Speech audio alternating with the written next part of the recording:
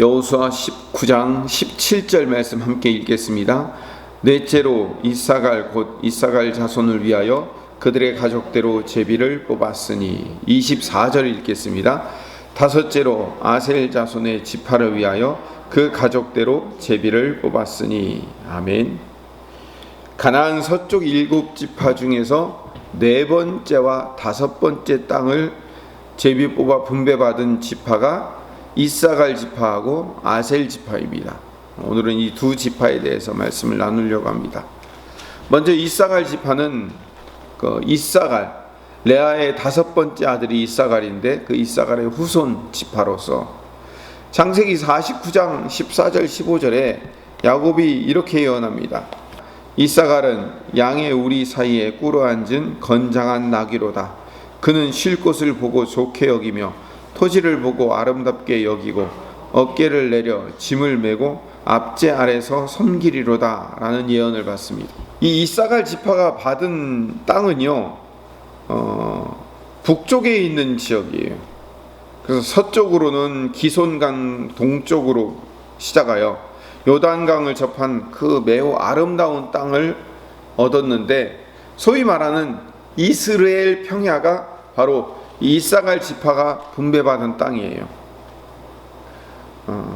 제가 생각하기에는 이스라엘 지파 중에서 가장 옥토가 어디냐면 이 이스라엘 땅이거든요. 그 이스라엘 땅이 이사갈 지파가 받은 땅이 되는 거죠. 그러니까 12지파 중에서는 가장 옥토를 받은 거예요. 이스라엘의 풍성함, 특히 북왕국 이스라엘의 풍성함을 논할 때는 항상 등장하는 것이 이스라엘 평야를 이야기하거든요.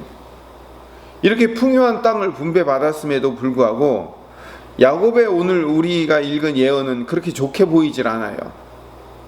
15절을 제가 세 번역으로 읽으면 이렇게 나와 있습니다. 살기에 편한 곳을 보거나 안락한 땅을 만나면 어깨를 들이밀어서 짐이나 지고 압제를 받으며 섬기는 노예가 될 것이다. 굉장히 좀 안 좋죠. 야곱이 이사갈 지파를 미워해서 그런 건 아니에요. 그런데 이 말이 여호수아에서 땅을 분배받을 때 굉장히 중요한 의미를 갖고 있어요. 특히 사사기에서 갈렙처럼 믿음으로 땅을 차지하면 그 풍성한 땅을 얻어서 오늘 제가 아침에 기도하는 대로 믿음으로 그것을 취했을 때 하나님이 주실 놀라운 복을 얻는 것이 하나님 나라의 법칙인데, 그 믿음으로 그 땅을 차지하지 못하고 그 땅의 거민을 내쫓지 못하면은 어떻게 될까요? 역전되죠. 반대가 되어서 그 땅의 주민에게 오히려 압제를 받고 그 땅 주민에 의해서 노예처럼 섬기게 될 것이다 라는 경고의 말씀이에요. 이사갈 말씀은 이 나중에 사사기에서 그대로 다 적용이 돼요. 이 다섯 번째 땅이 아셀 지파의 땅이에요. 아셀 지파가 분배받은 땅인데, 아셀은 레아의 시녀였던 실바가 낳은 둘째 아들이 아셀입니다. 그 아셀의 후손 지파들이죠. 창세기 그대로 펴놓고 계시죠? 창세기 49장 20절을 봅시다. 20절을 읽어봅시다. 같이 읽읍시다. 아셀에게서 나는 먹을 것은 기름진 것이라 그가 왕의 수라사랑을 차리리로다. 왕과 관련된 얼마나 기름진 땅이었냐면 그 기름진 땅에 있는 것으로 왕의 수라상을 차릴 만큼 그렇게 좋은 것들이 많이 나는 땅이다 라고 이야기를 하는 거예요. 여러분, 우리도 옛날에 조선시대 각 지역의 특산품이나 좋은 것들이 나오면 어떻게 돼요? 그거를 왕에게 진상품으로 드리잖아요. 좋은 거니까. 그런 것처럼 지금 아셀 지파에서는요, 기름진 먹을 것이 나기 때문에 왕의 수라상을 거기서 차리게 된다고 얘기를 하고 있어요. 이 아셀 지파가 얻은 땅은요, 지중해 바닷가를 끼고 있는 땅이에요. 이사갈 지파가 이스라엘 평야를 얻었다면 아셀 지파는 지중해 쪽으로, 그러니까 이스라엘 평야에서 약간 더 서쪽으로, 그러니까 거의 같은 선상에 있는, 그래서 여기도 좋은 땅이에요.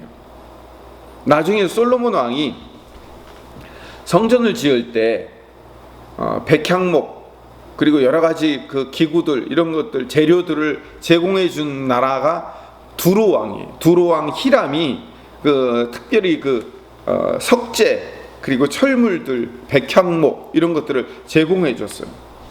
근데 이 두로는, 시돈 두로 이쪽은요, 먹을 것이 그렇게 많지가 않기 때문에 양식을 공급해주는 대가로 이런 백향목과 여러 가지 재료들을 받아서 성전을 짓고 솔로몬 왕궁을 짓고 그랬거든요. 근데 이제 솔로몬 왕이 나중에 성전 건축이 끝난 다음에 이렇게 협조해주고 많은 것들을 준 대가로 두로왕 히람에게 갈릴리 지역에 있는 20개의 성읍을 주었다라고 성경 열왕기 상에 나와요. 근데 이 열왕기 상에서 나와 있는 갈릴리 지역의 20개 성읍이라는 곳이 어디냐면 바로 이 아셀 지파가 얻고 있는 땅이에요. 그 아셀 지파가 얻은 그 땅을 그 히람에게 주었어요. 근데 이 두로왕 히람이 그 20개를 받았으면은 감사해야 되고 할 텐데 자기 눈에 맞질 않는 거예요. 눈에 성에 차질 않는 거예요. 그래서 그 땅을 황폐한 땅이라고 불러서 가불이라고 이름을 불러요. 가불. 월급 가불하는 그 가불이 아니고요. 히브리어로 가불이라고 이름을 붙여서 도로 돌려줘요. 뭐 이 쓸모없는 땅을 왜 줬는지 모르겠다고.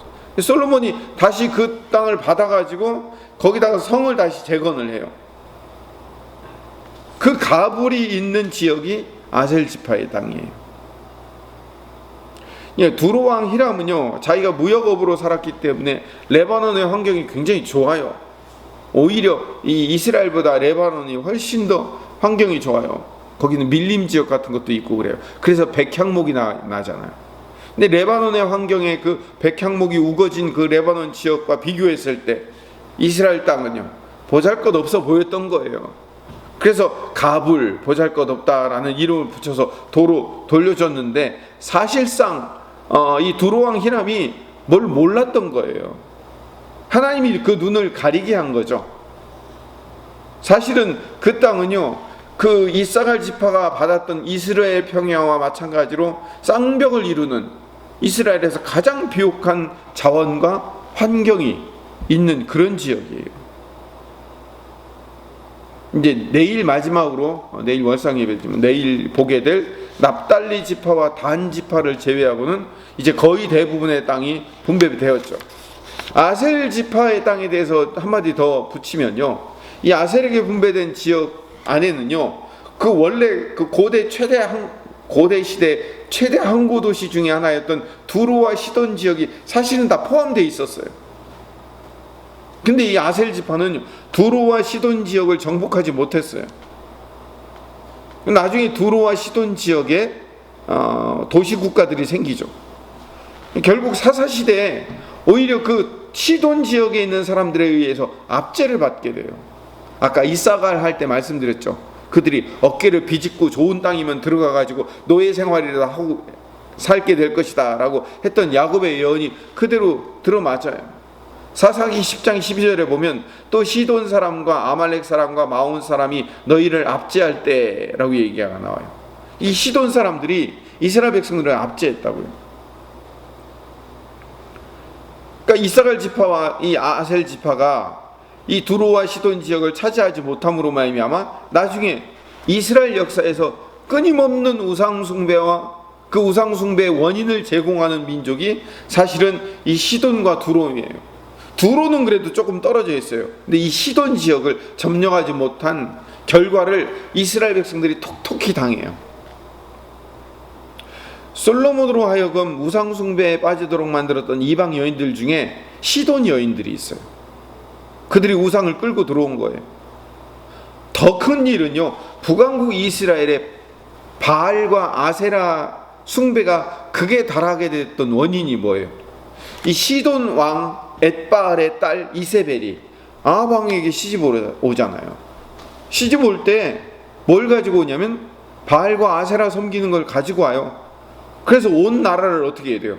여호와 하나님 섬기는 신앙을 버리게 만들고 바알과 아세라를 섬기게 만드는 거예요. 그 아합 왕 시대부터 바알과 아세라를 섬기는 일이 크게 달하기 시작하는 거예요.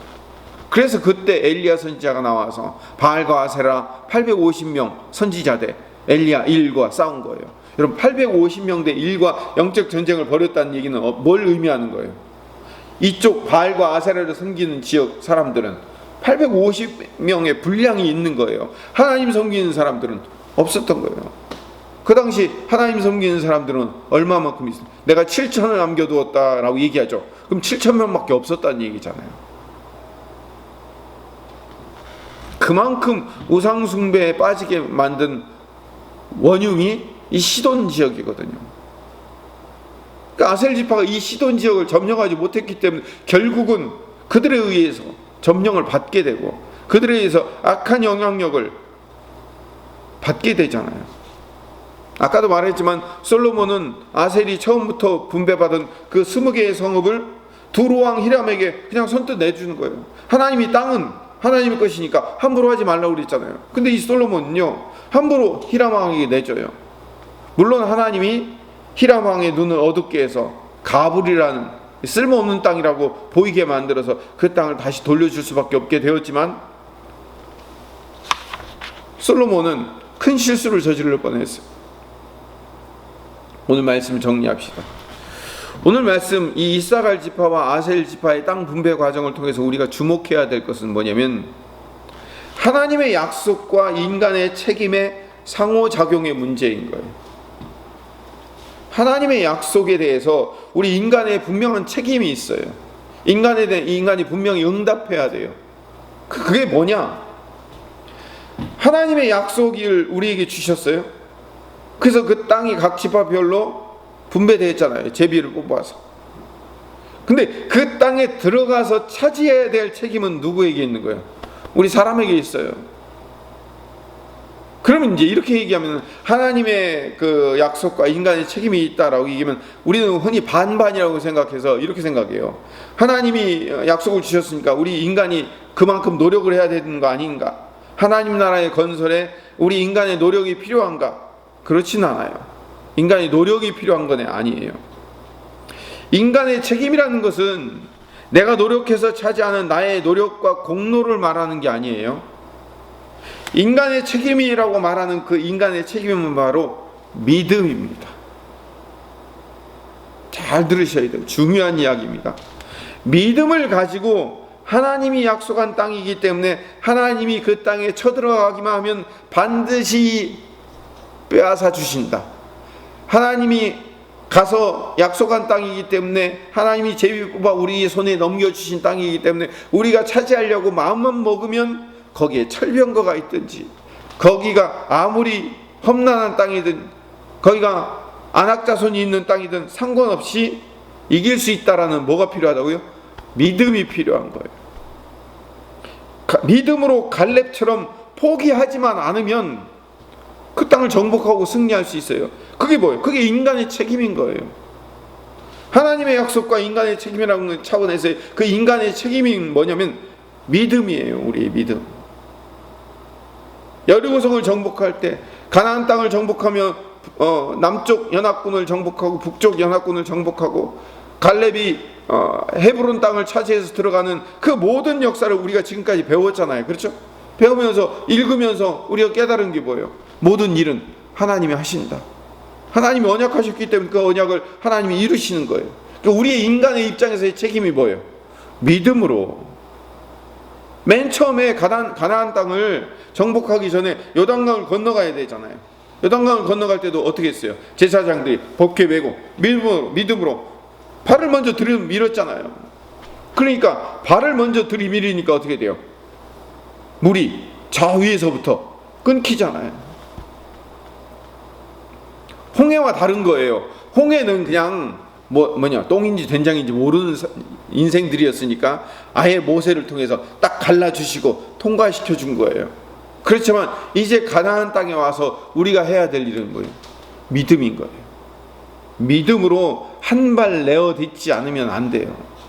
그래서 우리에게 갈렙이나 온니엘이나 슬로브앗의 여인들이나 이들을 그 지파 사이사이에 끼어서 우리에게 알려주신 거예요.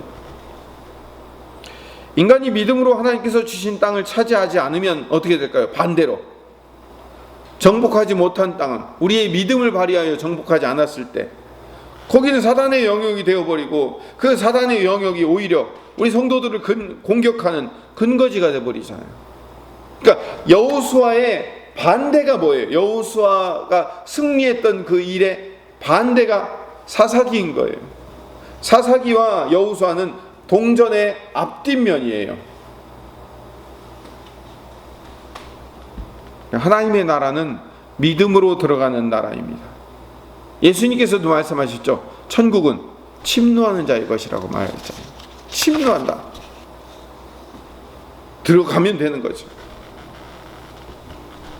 하나님의 언약은 반드시 우리의 믿음으로 받아야 됩니다. 믿음이 없이는 하나님을 기쁘시게 할 수 없다고 히브리서 11장이 말하고 있습니다. 오늘 이 아침에도 이렇게 기도합시다. 하나님의 언약이 이루어질 것을 믿음으로 받고 나가는 하나님의 백성이 되게 해 주시옵소서라고 기도하는 이 아침 되시기를 간절히 소망합니다.